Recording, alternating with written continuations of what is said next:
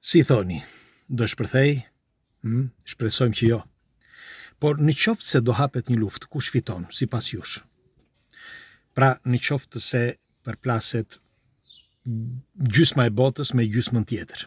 Sepse, si që kemi thënë, nga një ranë është gjithë NATO, Evropa, Amerika, Anglia, etj. Dhe nga ana tjetër, pra gjithë vendet nordike përveç Europës, por nga ana tjetër është Rusia, është Kina, është Korea, madje edhe një pjesë e Afrikës dhe një pjesë e Amerikës Latine. Pra, në qoftë se ndodh një përplasje, kush fiton në fund? Kush? Kush është rastësisht le t'i bëj like faqes shihemi sërish nëse nuk e ka bërë ende, dhe faleminderit që jemi për bashkë. Është një diskutim që duhet bërë, sepse si që kemi thënë duhet përgatitemi, nëse me të vërtet ndodh diçka nesër që shpresojmë mos të ndodh. Por doja t'ju pyesja juve, atëre, nëse hapet dhe fillojnë luftën, kush fiton sipas jush për sa i përket armatimeve? Le ta fillojmë me armatime, fillimisht. Pra, në bazë të arsenaleve që kanë shtetet, kush fiton sipas jush? Në bazë të arsenaleve po flas. Tani, le t'i heqim arsenalet. Pra, sa bomba atomike ose nukleare ka bota dhe sa ka, me një fjalë, sa ka gjysma e botës, Rusi, Kore, e të tjerë, okay? Kinë e tjerë, dhe nga ana tjetër Amerika, Europa, Anglia, Norvegjia, Suedia e tjerë. Pra, si janë? A janë të barabarta? Dhe nëse janë të barabarta, sipas jush, nëse shpërthen, kush fiton? Sepse këtu nuk bëhet fjalë vetëm të shtrëngojnë dhëmbët mes njëri tjetrit, por problemi i madh është që nëse ka përplasje, të gjithë do përdorin arsenalet më të mëdha që kanë. Kurse, për sa i përket numrit të ushtarëve, kush fiton? Sa ushtar ka Evropa? Sa ushtar Amerika? Pra gjysma tjetër e botës, Anglia, etj. Dhe vendet nordike, dhe sa ushtar ka Rusia, apo Kina, Brazili, që është gjysma tjetër po flas, Afrika, etj. Për mos të përmend pastaj Koren, sepse Korea janë që të gjithë ushtar. Kështu që në numër ndoshta janë edhe më shumë. Po unë doja t'ju pyesja juve, sepse është një diskutim tash i përbashkët. Dhe pyetja më e rëndësishme, siç ju thash, është kush fiton në këtë mes. Pra, këta që po e ngacmojnë luftën, ose dinë se çfarë po bëjnë, pra që e kanë të gjithë të organizuar që të hajë gjysma e popullit, ose e bëjnë qëllimisht që të nxisin gjërat që sidoqoftë të ketë lëkundje, sepse lëkundjet bëjnë kriza financiare, bëjnë kriza jo vetëm ekonomike, por edhe shoqërore. Dhe në një situatë të tillë fitojnë ata që e organizojnë. Pse? Ka një thënie të vjetër, që e thoshte Pablo Neruda.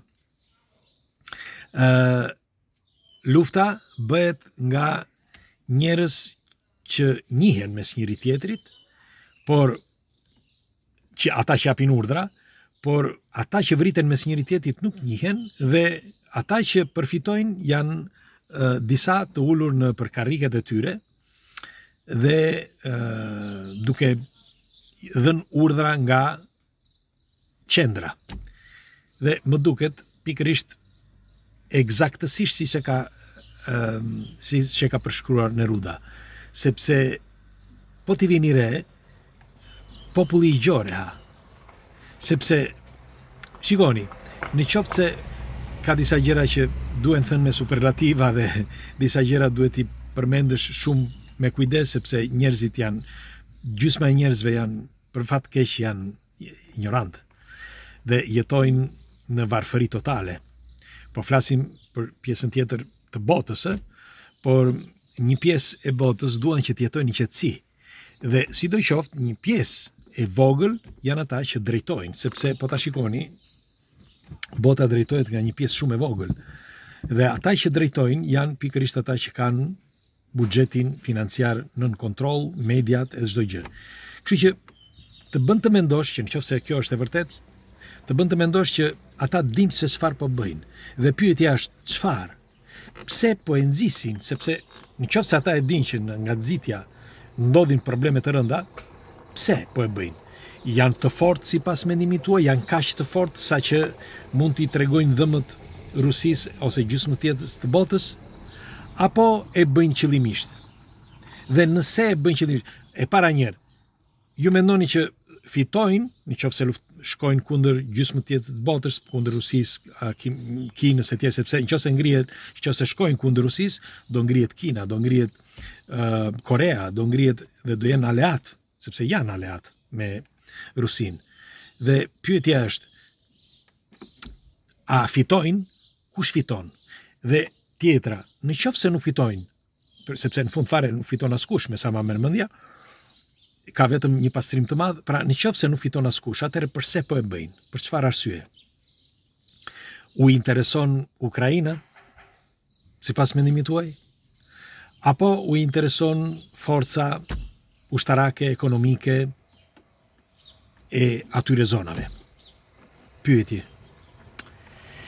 Shiko, unë kam frikën dhe hallin e familjes, të të gjithve, tuajën, time, të gjithve, sepse nëse ndodh një gjë vogël, të dini që gjithë sistemi, qoftë bankar, qoftë ushqimor, qoftë çdo gjë bllokohet në sekond. Dhe në një bllokim të tillë e ha populli, sepse han njëri tjetrin, vrasin njëri tjetrin. Normal, sepse populli nuk e kupton, pastaj në fundit populli do të haj. Ku do ta gjej për të ngrënë? Do vras tjerët. Dhe është mësuar keq, sepse ne shpërdorojmë shumë. E mësuar keq, ne nuk jemi mësuar që ka vite tani që pas luftës së dytë botërore, që populli nuk është mësuar që të mbijetojë. Tashmë ne shpenzojmë shumë dhe shpërdorojmë shumë. Kështu që le ta diskutojmë, do të dëshiroj një komentin tuaj, ju çfarë mendimi keni? Është një reflektim i përbashkët, sepse situata është vërtet delikate, vërtet shumë delikate. Si thash, disa gjëra nuk thuhen, po ajo deklarata e fundit që bëri Putin nuk më pëlqeu as pak. Nuk më pëlqeu sepse është një deklaratë tepër e fortë, nëse ata gjejnë prova të pakundërshtueshme që në mes gjendet Evropa apo NATO, priteni atëra. Priteni sepse mire pash disa foto me disa video të përpiluara që shpresoj mos të jenë të vërteta, që tregonte një rus. Shpresoj që çdo gjë të shkojë mirë, sepse nuk e kuptoj këtë. Sinqerisht nuk e kuptoj.